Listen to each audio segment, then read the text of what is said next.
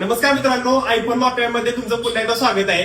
खूप दिवसानंतर तुमच्यासाठी डील घेऊन आलोय आणि डीलवर आपण ऑफर सुद्धा घेऊन आलो आहे. तर डील अशी आहे की आपल्याकडे आयफोनचे नॉन यूज बॉक्स पॅक मध्ये प्रो सिरीज अवेलेबल झालेले आहे. त्यामध्ये 13 प्रो, 14 प्रो, 15 प्रो अवेलेबल आहेत.